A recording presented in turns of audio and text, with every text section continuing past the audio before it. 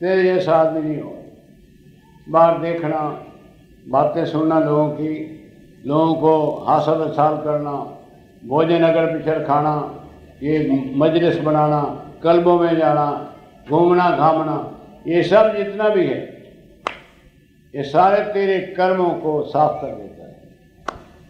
आखिर तो बिल्कुल निर्लज्ज हो जाता है, गिर जाता है, कंट्रोल नहीं रहता बॉडी पर, और तेरे हाथ से वो सब चीज़ें छिन जाती हैं। बेहतर यही है कि आप समय पर आकर बदल जाओ। 50 साल की एज के बाद आपका कोई फर्ज नहीं है गृहस्थ में फिर धसना। अपनी स्त्री को भी ले आओ योगा में, और पुरुष को भी ले आओ, बच्चों को भी लाओ, ताकि कोई रास्ते पर रुकावट न बने। मत सोचो कि औरत को योग नहीं चाहिए और औरत को मुक्ति नहीं चाहिए। वही सुख तुम्हें चाहिए, वही सुख उन्हें चाहिए। कोई कहता है जी स्त्रियों को योग नहीं करना चाहिए, क्यों भाई? कौन सा पाप करके आए हैं वो? पूरा आपको हक है आत्मिक शक्ति प्राप्त करने के लिए, गुरु धारण करने के लिए। कई जगह डिस्कस हुई, कह लीजिए स्त्री को तो गुरु धारण नहीं करना चाहिए, क्यों भाई? ये सिद्ध हुआ, निष्कर्ष निकला कि पूरा ही अथॉरिटी आपको और उनको भी पूरी छुट्टी दो, ताकि वो भी अपना मार्च करें। अवल तो दोनों एक ही गुरु के और एक ही मार्ग पर अग्रसर बढ़ो, नहीं तो जैसे भी हो हर एक अपना अपना प्रयत्न जो है वो करके उस परिपूर्ण प्रभु की कृपा को प्राप्त करो। निष्काम कर्म कैसे करोगे? क्योंकि आपके मन में तो मलिनता है, वासना है, कामना है, क्रोध है, तो निष्काम कर्म तो आप नहीं कर सकते। अगर करोगे भी से तो नकल होगी। तो इसलिए लाज़िम है, जरूरी है कि गुरुओं द्वारा उसकी शुद्धि कराओ। जब तुम्हारी चित्तवृत्तियों की शुद्धि होगी तो तब फल एकदम थोड़ा करने से चमक जाएगा, आपका नाम आकाश में आए, आपकी प्रत्येक क्रिया जो है उसकी कीमत पड़ेगी। एक होता है नेगुरुआ, एक होता है गुरुवाड़ा। गुरु वाले के पास बैठना तो यार बड़ा कुछ मिलता है, और जिसका गुरु ही नहीं। एक मजमे के अंदर एक व्यक्ति नौजवान तलवार को ऐसे डालता है और मुंह में ले लेता है। मुंह में बड़ा बढ़िया है, बंदे बड़े देखने वाले हैं, जादूगर की बड़ी बढ़िया जादूगरी।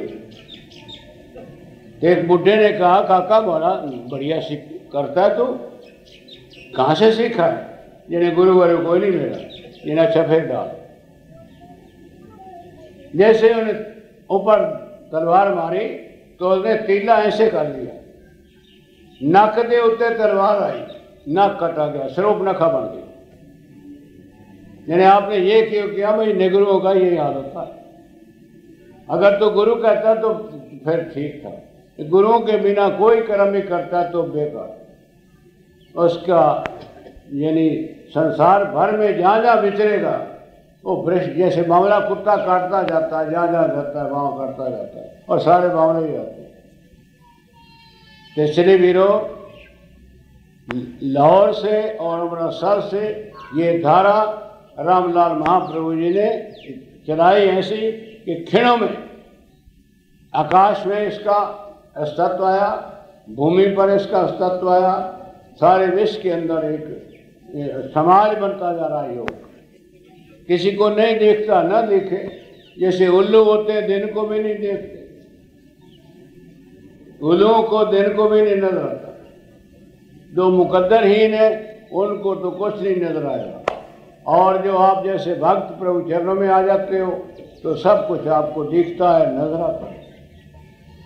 कहाँ यार ये बातें थी कि देखते ही बंदे के माइंड को बदल देना, चेहरे को बदल देना, कि विवेकानंद और परमहंस ने किया होगा वो एक आध देखो।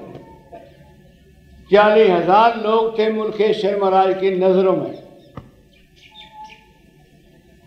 कृपा दृष्टि यूं की यूं करके तो अनेकों को खेतरी मुद्रा, त्राटिका, वेंकटा हनुमान का आवेश, आटा चानी पकड़ते हैं, पकड़ा नहीं जाता, उसके अंदर इतना बल आ गया। जन्मों जन्मांतरों की पड़ी थी, बरसात होने से जैसे बीज उग जाता वैसे हो गया, सारा योगमय वहां पर वातावरण हो गया। तो इसलिए यह है दृढ़ दृष्टि, सबके पास नहीं होती। एक को एक तो करता आता, और ये एट ए टाइम यूं शक्ति का संचार करना, दृष्टिपात कर देना, जहां जहां नजर गई वहां वहां असर हो गया। गुंटूर में राम नाम क्षेत्र, हनुमंता जी हमें भी ले गए 30 साल के बाद। वही झंडा लहराया प्रभु जी ने, जो प्रभु जी ने लहराया था मुलखराज प्रभु जी ने, वही उसके लड़के ने, शिष्य ने लहराया। ये सब संसार को भी देते। तो इसका मतलब क्या हुआ? तो इसलिए वीरों, ये गुरुओं को चलाया हुआ मार्ग है, कोई नहीं इसको चला सकता।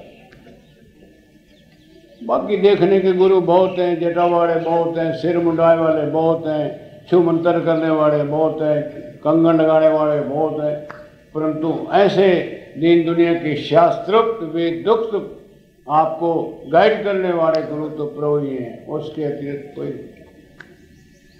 आपका एक सेकंड ज़ाया नहीं होता, आपको आते ही। नहीं तो कहाँ बाबा सूतनेति को सिखाता था, जंगलों में पहाड़ों में जाओ, त्राटक बताओ, खेती मुद्रा बताओ, कोई नहीं बताने वाला। आखिर 12-12 साल पास रख के भी ये मुद्रा नहीं बताते थे, ना सिखाते थे। यहाँ क्या मूल भरते हो बताओ, आते ही आपको नंबर लगाते हैं, बताओ भाई नाम क्या तेरा, हो गया, उम्र तेरी कितनी है, क्या काम करता, उसके बाद तो आपको क्रियाशील कर देते हैं। एक व्यक्ति राजपुरा के अंदर, उसको बताया गया कि तेरे नाक में अब प्लास्टर नाक लगना चाहिए, काट के ऑपरेशन कराओ ताकि तेरा नाक खराब है, प्लास्टर का नाक लगाओ। तो वासुदेव छापड़ा था या कौन था, ये इसी ने कहीं प्रेरणा दी कि जाओ महाराज के पास, टाइम भी नहीं है। वाइफ कहती है भगवान के नाम से नाक न कटवाना, क्योंकि मेरा फिर जहाँ जहाँ विचरूंगी लोग तेरे तो पति का नाक कटा हुआ है। तो इसलिए मैं शर्म के मारे आपको प्रार्थना करती हूँ कि नाक का ध्यान रखें। सूतनेति कराई जी, कहते हैं ये तो बढ़िया हो गया, जो मुझे सालों से डॉक्टरों ने रिजल्ट नहीं दिया, मुझे तो अब अच्छा लग रहा। जिन्हें और कुछ होता है हाँ जल क्रिया भी होती है, जिन्हें वो भी करा दो। और बच्चा आगे से आगे BA पास करने लगा, जिन्हें ये भी बहुत बढ़िया है, जिन्हें और कुछ होता मना ब्रह्मदातन भी होता है, जिन्हें वो भी करा दो। नहीं दिया, उसके लिए तैयारी करनी पड़ती है, 6-7 दिन कम कम लगते हैं उसके। ये नहीं महाराज जी बड़ी कृपा करा दो, मैं कार्य याद कर ब्रह्मदातन ही करा दी। लो एक दिन का सीखा हुआ वो नक नुक सब सही, और स्त्री नाकवाड़ी बन गई पति उसके। तो इसलिए वीरों, ये पता नहीं हमारी बहन सुन रही है कि इनको पता लग रहा है कि नहीं। आपका फर्ज है, आप भी अड्डा सट्टा मारो आके, जो कुछ हमने बताया कुछ कह सकते हो यूँ कि नहीं है। हनुमंता बोल देगा सुने नहीं काकड़ी तुम, किसी को समझ आइए तो बोलो। चावड़ा बेचारा बूढ़ा आदमी है, करेगा कोई ना कोई अड्डा सट्टा। हाँ भाई यही दे दे कि खड़ा कर।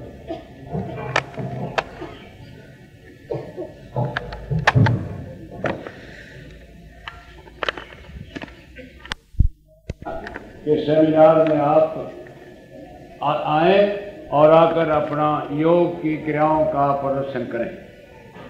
Jawaharlal Nehru was the Prime Minister of India. Dr. Rajendra Prasad was the President of India. Mr. Krishna Chandiwala, then the General Secretary of the All India Congress Committee, was the convener, and several so many big people were on the scene. At that time, our Mahaprabhu Yogeshwar Bhattacharya Maharaj was commanding the yoga mission all over the country, And I was a small disciple of his, and I was a scholar. बुक्सों में शिव संहिता, हठयोग प्रदीपिका, पतंजलि योग शास्त्र, गीता। वरदानंद महाप्रभु श्री रामलाल पार ब्रह्म अनाथनाथ।